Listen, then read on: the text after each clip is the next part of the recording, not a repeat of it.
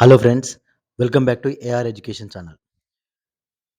So, ఈరోజు నేను మీకు ఈ 2024 నీట్ యూజీకి సంబంధించిన ఒక క్లారిటీ ఇద్దామని ఈ వీడియో తేయడం జరుగుతుంది. యాక్చువల్‌గా మీరందరూ ఎక్స్‌పెక్ట్ జేసినట్టుగా ఈ ఎగ్జామ్ అనే కాన్సెప్ట్ అయితే మోస్ట్ ప్రాబబ్లీ అంటే 99.99% ఎగ్జామ్ జరగదు. ఎందుకు జరగదో ఈ వీడియోలో మీకు క్లియర్‌గా ఎక్స్‌ప్లెయిన్ చేస్తాను. ఫస్ట్ బేసిక్‌గా ఏంటంటే ఈ ఎన్‌టీఏ ఈ 2024కి సంబంధించిన నీట్‌ను మనకు మే 5థ్ కండక్ట్ జేయడం జరిగేది. ఆ కండక్ట్ జేసిన రోజునే కొంత ఫెయిల్యూర్ అనేది మనం కళ్ళారా జూసినాం. కొన్ని సెంటర్‌లో అంటే ఫర్ ఎగ్జాంపుల్ ఆసిఫాబాద్‌లో వాళ్ళు లేట్‌గా ఎగ్జామ్ కండక్ట్ జేయడము, కొంత పేపర్ వేరే పేపర్ రావడము, ఇలాంటివి కొన్ని ఇష్యూస్ జరిగినాయి. దెన్ దాన్ని బేస్ జేసుకొని ఏంటంటే, ఈ ఎన్‌టీఏ వాళ్ళు కొన్ని గ్రేస్ మార్కులు కలపడం స్టూడెంట్స్‌కు అనేది గూడా ఆ టాక్ రావడం జరిగింది. ఆ గ్రేస్ మార్కులు కలిపి మేము మీకు రిజల్ట్ అనౌన్స్ చేస్తామని చెప్పారు. మొత్తం ఓవరాల్‌గా 25,00,000 మంది ఎగ్జామ్ రాస్తే, అందులో అంటే 25,00,000 మెంబర్స్ అప్లై చేస్తే 21,00,000 people were attended the exam. Then 13,60,000 were qualified. ఇందులో గ్రేస్ మార్కులు 1,564 మందికి గ్రేస్ మార్కులు కలిపారు. ఆ గ్రేస్ మార్కుల ఇష్యూ అనేది చాలా ఉధృతంగా జరిగింది. ఈ గ్రేస్ మార్కులు ఎందుకు కలిపారు? వాళ్ళకిష్టం ఉన్న వాళ్ళకి కలిపారు. ఇలాంటి ఆరోపణలు ఎన్నో వచ్చాయి. ఈ గ్రేస్ మార్కులు కలిపింది కూడా నార్త్ సైడ్‌లోనే కలిపారు కాబట్టి, దానికి సంబంధించిన చాలా ఇష్యూ జరిగింది.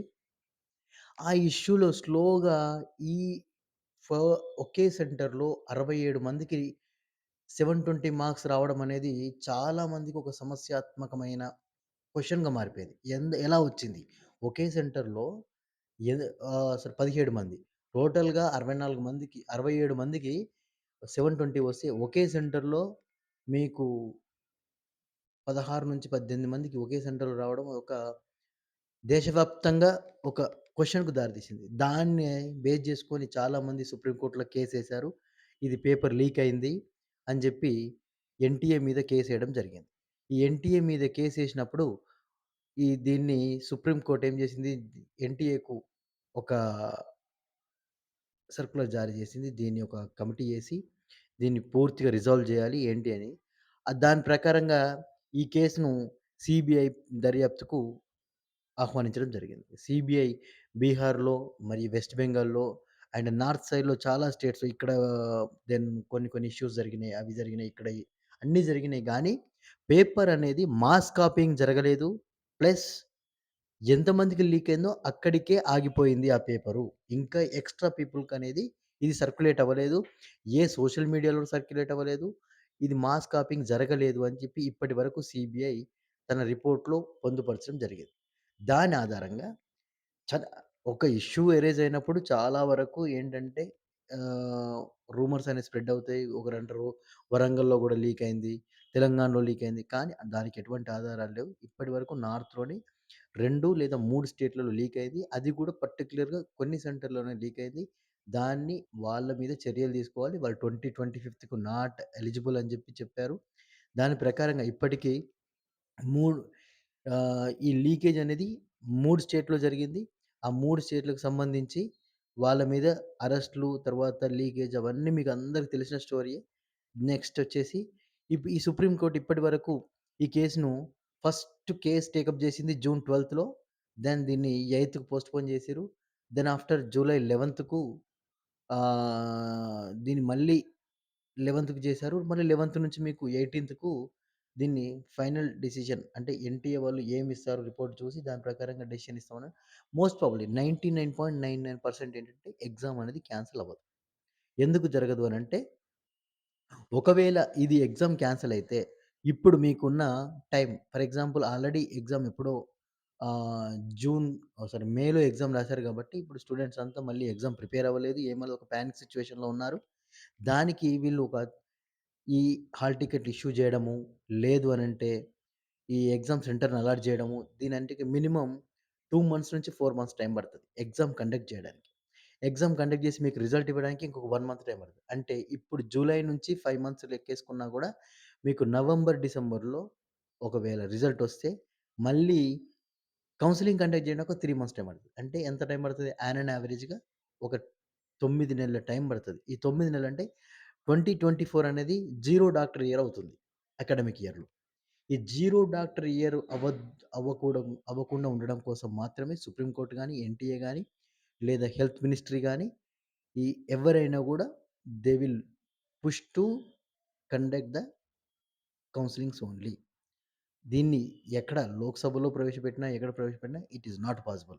ఎందుకంటే క్లియర్ ఎగ్జాంపుల్ 2020లో బిగ్ పాండమిక్ ఇయర్‌లో మనకు అప్పుడు యాక్చువల్‌గా ఎవరు ఇంట్లోకెళ్ళి బయటికెళ్ళని సిట్యుయేషన్‌లో కూడా ఎన్‌టీఏ గాని, నీట్ యూజీ, ఎంసీసీ గాని ఇవన్నీ ఏం చేశారంటే ఒక పర్ఫెక్ట్ ప్రణాళిక ప్రకారము వీళ్ళందరికీ ఒక గేట్ పాస్‌లిచ్చి ఎక్కడెక్కడ కౌన్సెలింగ్ అటెండ్ చేస్తారో వాళ్ళందరికీ నీట్ పీజీ ఆగస్ట్‌లో స్టార్ట్ చేశారు. నీట్ యూజీ నవంబర్‌లో స్టార్ట్ చేసి జనవరిలో క్లోజ్ చేయడం జరిగింది. ఎందుకనంటే ఒక ఇయర్‌లో 2,00,000 మంది డాక్టర్లు యాన్ అండ్ యావరేజ్‌గా 2,00,000 మంది డాక్టర్లు బయటకొస్తారు. ఆ బయటికొచ్చే సిట్యుయేషన్ ఆపేస్తే ఆ ఇయర్ మొత్తం అంటే అది ఎంతంటే అప్రాక్సిమేట్‌లీ ఇంకొక 5, 6 ఇయర్స్‌కు ఆ ఎఫెక్ట్ చూపిస్తది. ఇప్పటికే చాలామంది డాక్టర్లు షార్టేజ్‌లో ఉన్నారు. ఆ విధంగా దాన్ని మనం పరిగణలోకి తీసుకునంటే మీకు ఎట్టి పరిస్థితిలో కూడా మీకు కౌన్సెలింగ్ అనేది కండక్ట్ జేయడం జరుగుతుంది. ఆల్రెడీ సుప్రీం కోర్ట్ గూడా ఫస్ట్ స్టేలోనే చెప్పింది.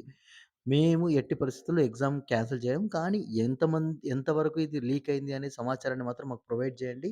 దానికి ఎటువంటి చర్యలు తీసుకుంటున్నారో మాకు ప్రొవైడ్ చేయండి. కానీ కౌన్సెలింగ్‌లు కండక్ట్ చేసుకోండి అని ఫస్ట్ హియరింగ్‌లోనే చెప్పేసారు వాళ్ళు. సో, దాని ఆధారంగా ఇప్పుడే కండక్ట్ చేస్తే ఎటువంటి గొడవలు జరుగుతాయని ఒక చిన్న ఉద్దేశ్యంతో మాత్రమే ఎగ్జామ్‌ని ఆపుతున్నారు. ఎట్టి పరిస్థితుల్లో కౌన్సెలింగ్ మాత్రం పోస్ట్‌పోన్ అవ్వదు. ఈ ఇయర్ అంటే ఎగ్జామ్ అయితే జరగదు.